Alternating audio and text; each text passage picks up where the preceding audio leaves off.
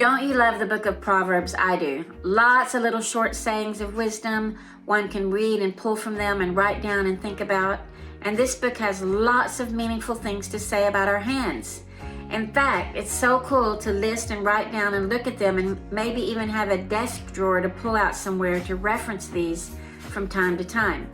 So here's a list of 10 of them that are found in Proverbs. Shaking of hands. Making a pledge that shouldn't be made, agreeing where agreements are dangerous. Folding hands to rest, not for a moment, but in refusing to work. An absolute refusal to work is a precursor to poverty. Hands that shed innocent blood. Well, coupled with a wicked heart and a lying tongue, these are part of what God hates. Lazy hands versus diligent hands. The contrast between these two is life and death.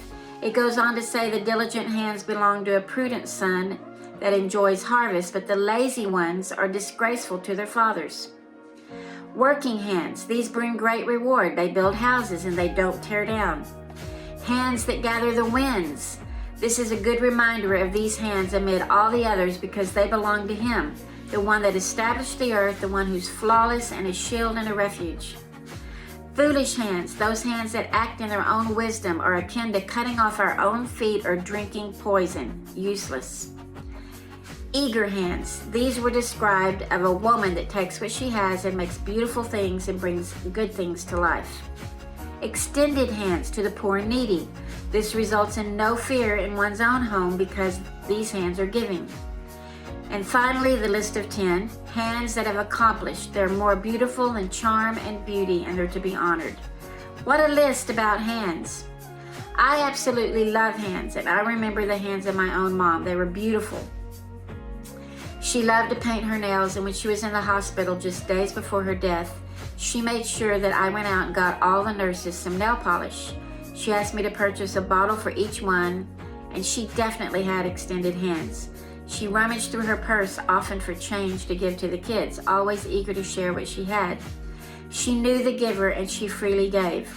She made pecan pies and gave them to others. She worked at her job even into her 80s, never idle but always working so that she could give. I don't recall my mom ever lifting a hand in anger, but always offering a hand up to any of us in need. And she prayed for us, raised her hands for us. She made wise decisions. She sewed outfits for me as a kid, created Vogue patterns by piecing together this bodice with this skirt. My own mom's hands were picturesque even as they aged and became thin. She always wanted them to look nice and presentable, and she opened them for hugs every time we showed up in her presence. I want hands like the hands of this list in Proverbs, the good ones, and like the hands my mom had. I want to remind myself of this list of hands and keep my hands agile, raised up and away from mischief, but always open to give. Think about the hands in your life that have either been similar to this list or been a blessing to you, and give thanks for the good hands. Observe the hands of hardworking people and those that give. Watch your kids as they create with their hands and commend them. When your own hands grow tired of the daily grind, take time to sit and paint your own nails or offer a little color to a neighbor in need of a makeover.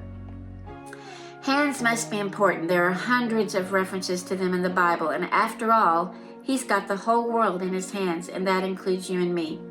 That list, read it often in the book of Proverbs and smile at these beautiful hands.